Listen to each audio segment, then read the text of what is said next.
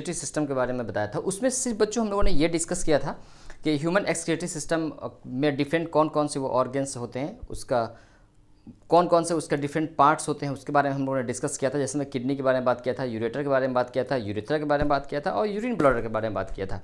इसके साथ साथ बच्चों प्रीवियस वीडियो में मैंने ये भी आप लोगों को बताया था कि बच्चों डिफरेंट एनिमल्स के अंदर जो एक्सक्रीटरी जो ऑर्गन होते हैं, जैसे मैं उसमें बॉडी सरफेस भी मैं बताया था, फ्लेम सेल बताया था, इसके बाद माल्पिगियन ट्यूब्यूल्स बताया होगा, इसके बाद नेफ्रिडिया बताया होगा और किडनी बताया होगा। ओके, तो बच्चों वो सब डिफरेंट रिस्पायरेटरी और एक्सक्रीटरी ऑर्गन था डिफरेंट एनिमल्स में।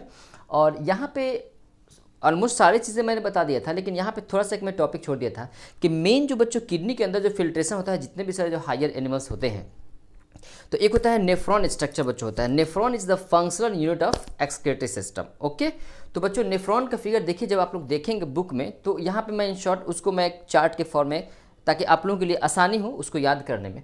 तो बच्चों यहाँ पे आप लोग देखेंगे कि नेफ्रॉन के बारे में मैं यहाँ पे लिख सकता हूँ, फंक्शनल यूनिट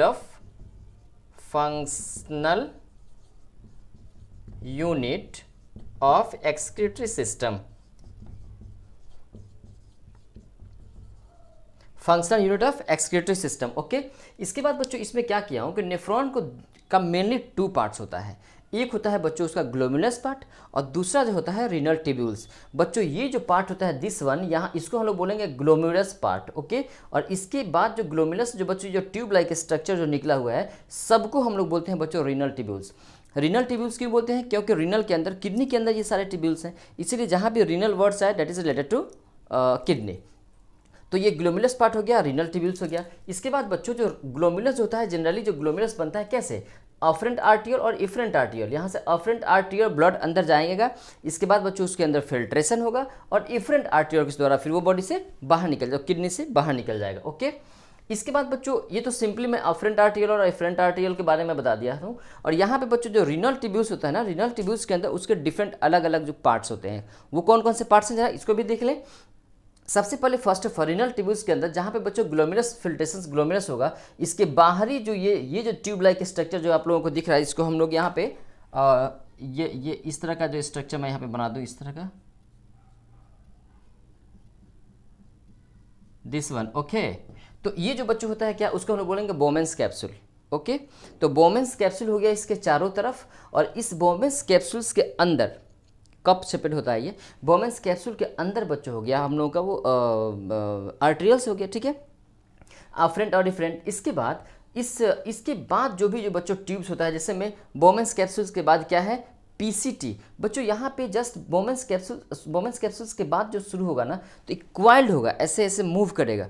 तो जो क्वाइल्ड जो पार्ट होगा, first part after glomerulus after बोमेंस capsule, that is called the PCT. बच्चों इसका फुल फॉर्म हम लोग यहाँ पे मैं लिख दूँ, proximal convoluted tubules. Proximal convoluted tubules. तो एक बच्चों उसका पीसीटी पार्ट हो गया। अब यह पीसीटी बच्चों क्या नीचे की तरफ आता है, नीचे की तरफ आता है ये ट्यूब्स, फिर यहाँ पे यू शेपेड बन के फिर बच्चों ऊपर की तरफ जाता है, ऊपर जा रहा है। तो ये नीचे आना फिर ऊपर जाना, उसको सब हम लोग बोलते हैं लूप ऑफ हेनलेस। और बच्चों वह लूप ऑफ हेनलेस है, उसको हम लोग हेनलेस लूप के नाम से भी जानते हैं। और इस लूप ऑफ हेनलेस का 2 इसका लिम्स है, एक बच्चों नीचे की तरफ जा रहा है और ये ऊपर की तरफ जा रहा है। तो फिल्ट्रेशंस के बाद जो भी फिल्टर जो नाइट्रोजन वेस्ट सब्सटेंसेस जो फिल्टर जो सब्सटेंसेस जो होते हैं, वह सब्सटेंसेस क्या होता है कि नीचे की तरफ गया फिर ऊपर गया, तो इसीलिए हम लोग डिसेंडिंग लूप बोल देते हैं। डिसेंडिंग लूप हो गया, और ये बच्चों हम लोग का एसेंडिंग लूप हो गया। तो यहाँ पे पीसीटी के बाद लूप ऑफ हेनलेस हो गया, हेनलेस लूप। और इसको यही लूप ऑफ हेनलेस बच्चों कितने तरीके का हो गया, 2 तरीके का हो गया। एक हो गया हम लोगों का दिस वन डिसेंडिंग, और दूसरा जो हो गया वो एसेंडिंग। 2 पार्ट्स उसके हो गए। इसके बाद बच्चों हम लोग बात करेंगे डीसीटी। डीसीटी क्या होता है, डिस्टल कॉन्वोल्यूटेड ट्यूब्यूल्स। इसका हम लोग full form distal convoluted tubules. Okay, और सबसे लास्ट में डिस्टल कन्वर्टेड ट्यूब्यूल्स क्या होगा, ये होगा सेकंड जो कॉइल पार्ट होगा रीनल ट्यूब्यूल्स का, उसको हम लोग डीसीटी डिस्टल कन्वर्टेड ट्यूब्यूल्स बोलेंगे। और सबसे लास्ट में जो बच्चों होगा वह होगा कलेक्टिंग डक्ट। इसके बाद कलेक्टिंग डक्ट में जाने के बाद फिर इसके बाद वो हाइलेस पार्ट के द्वारा वहाँ पे रीजन्स के जरा से पेल्विस रीजन जो मैं कल बताया था, फिर उस क्षेत्र में मतलब यूरिन ब्लडर में फाइनली यूरिन ब्लडर में वो चला जाता है, जाकर वहाँ पे स्टोर हो जाता है। ओके, तो बच्चों ये था आपका डिफरेंट नेफ्रॉन का पार्ट्स। लेकिन बच्चों अब मैं यहाँ पे हम लोग बात करेंगे बच्चों इसी के अंदर जो फिल्ट्रेशंस जो होता है। देखिए यूरिन का फॉर्मेशन हम लोग कह सकते हैं कि बच्चों यूरिन का फॉर्मेशन 3 स्टेप में जनरली ऐसा होता है। एक बच्चों होता है ग्लोमेरुलस फिल्ट्रेशन, कि बच्चों ग्लोमेरुलस के अंदर फिल्ट्रेशन होगा। यहाँ पे जो मेम्ब्रेन होगा, ये दिस इज इनर मेम्ब्रेन होगा, यहाँ पे higher concentration to lower concentration. जब ब्लड बच्चों इसके अंदर आएगा, यहाँ पे जो कैपिलरीज बहुत सारे न्यूमरस कैपिलरीज होंगे, तो यहाँ पे इस मेम्ब्रेन के द्वारा जो भी नाइट्रोजनस वेस्ट सब्सटेंसेज होंगे वो रीनल ट्यूब्यूल्स के अंदर उसके हायर कॉन्सेंट्रेशन होने की वजह से वो रीनल ट्यूब्यूल्स में चले जाएंगे वो। ओके, तो यहाँ पे बच्चों एक उसका फिल्ट्रेशन होगा, फिल्टर्ड होगा वो ब्लड, हम लोग कह सकते हैं डर्टी ब्लड फिल्टर होगा, और फिर उसके बाद क्लीन ब्लड आर्टरी के इफरेंट के द्वारा निकल जाएगा।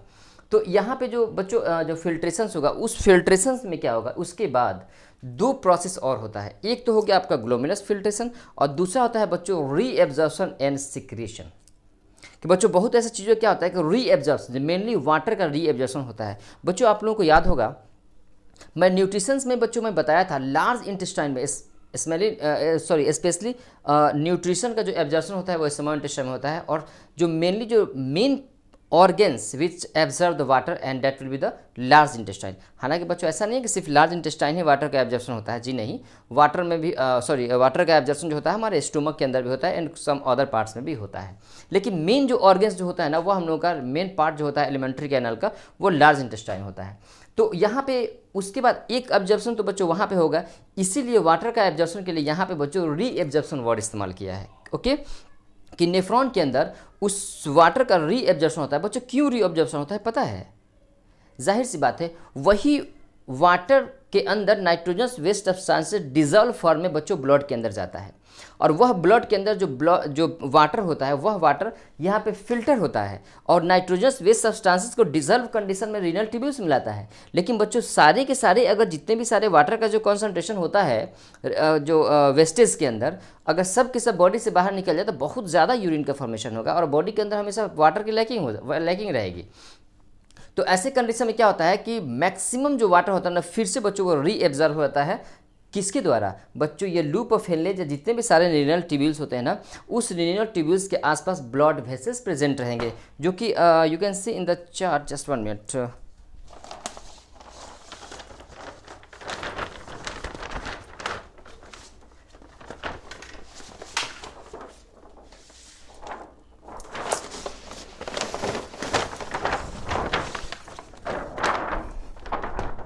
यू कैन सी हियर ऐसे।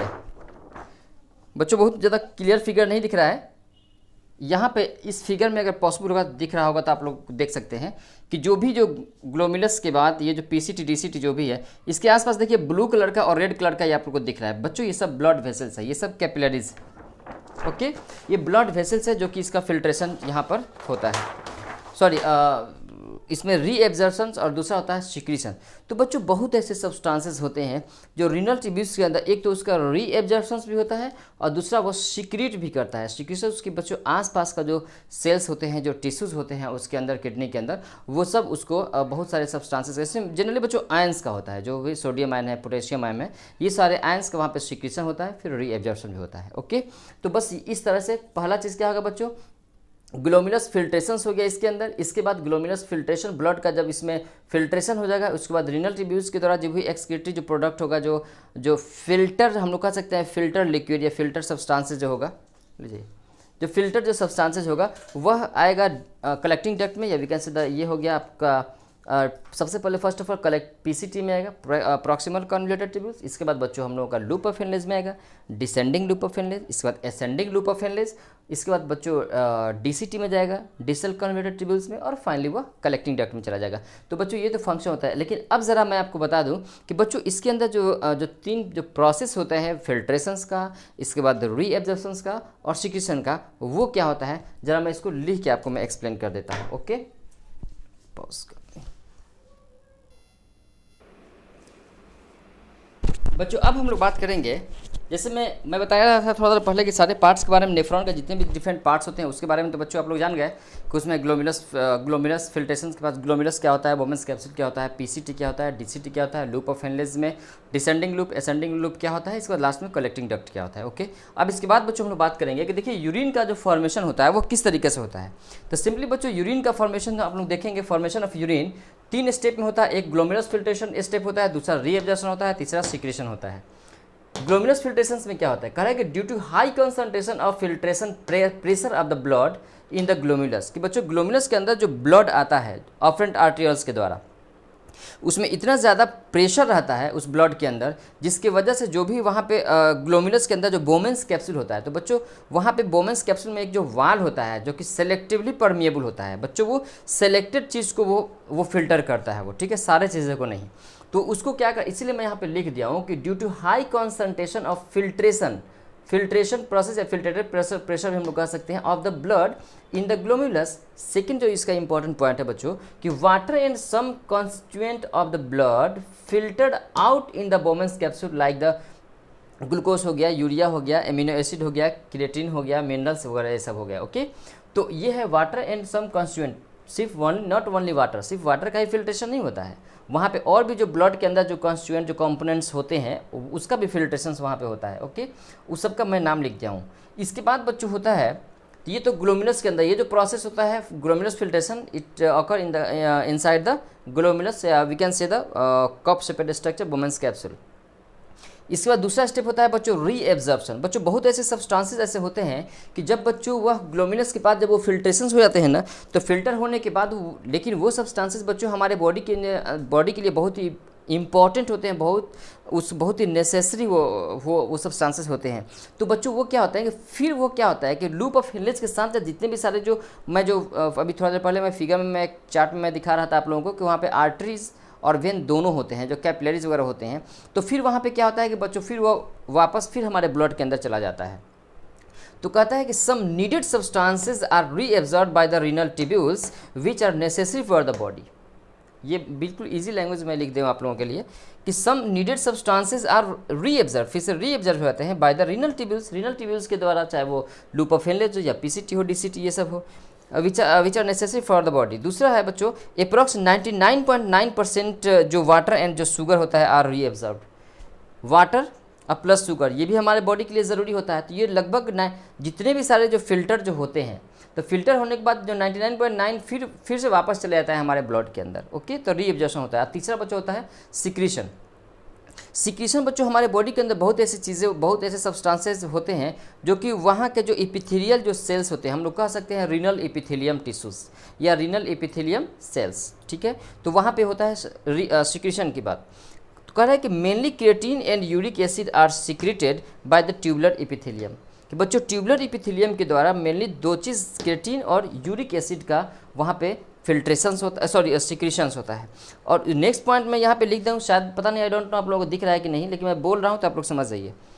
दूसरा पॉइंट है बच्चों glomerular filtrate is ultimately converted into concentrated urine, कि बच्चों जितने भी सारे ग्लोमेरुलस फिल्ट्रेशन जो होते हैं, ग्लोमेरुलस फिल्ट्रेशन यहाँ पे होता है, लेकिन फाइनली अल्टीमेटली वो क्या होता है कि ट्यूब्स के अंदर जो पीसीटी डीसीटी के अंदर ये सब आता है, तो कह रहा है कि यहाँ पे कि glomerular filtrate is ultimately converted, वो बच्चों कन्वर्ट होता है किस में, कन्वर्टेड इनटू कॉन्सनट्रेटेड यूरिन में। बच्चों यही वजह होता है कि लगभग 1500 ml यूरिन का फॉर्मेशन होता है 24 घंटा में।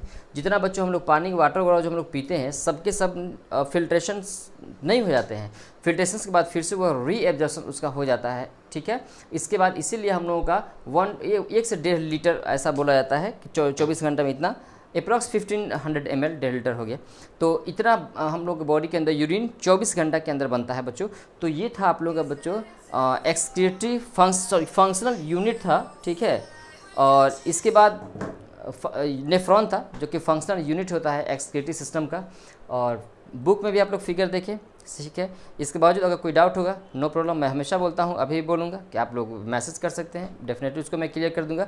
लेकिन मुझे उम्मीद है पूरा कि जो मैंने बता दिया बस उसी से जो कुछ भी स्टैंडर्ड 10 तक है जो सब कुछ क्लियर हो जाएगा आप लोगों का। Okay, thank you so much again, सब लोगों को मैं शुक्रिया अदा करूँगा, थैंक्स बोलूँगा कि बहुत लोगों ने वीडियो देखे और आप लोग उसको और लाइक कमेंट्स भी कर रहे हैं, लेकिन साथ साथ थोड़ा सा लाइक और बढ़ाइए बच्चों, क्योंकि एक वीडियो बनाने में, एक बच्चों को समझाने में काफ़ी स्ट्रेंथ, हम लोगों को काफ़ी एनर्जी लगाना पड़ता है। तो थोड़ा सा हम लोग को इनकरेज कैसे मिलेगा, हम लोग इंस्पायर्ड कैसे होंगे? जाहिर सी बात है हम लोग को थोड़ा सा इंस्पायरेशन फील होगा जब आप लोग उसको लाइक कमेंट्स करेंगे, ठीक है। लेकिन इसको शेयर भी करें अपने दोस्त अहबाब में, ठीक है।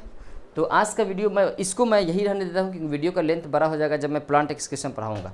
तो प्लांट एक्सक्रीशन स्पेशली बच्चों एक अलग वीडियो मैं आप लोगों को बनाकर अपलोड कर दूँगा यूट्यूब पर, ठीक है। और जो भी मेरे बच्चे हैं, जो हमारे बच्चे हैं बच्चों, वो सारे बच्चों से मैं बता दूँ कि कल 1 बजे हम लोगों का ऑनलाइन क्लासेस होगा, जो ओनली सिर्फ और सिर्फ उसमें प्लांट एक्सक्रीटरी सिस्टम के बारे में हम लोग पढ़ेंगे, ओके।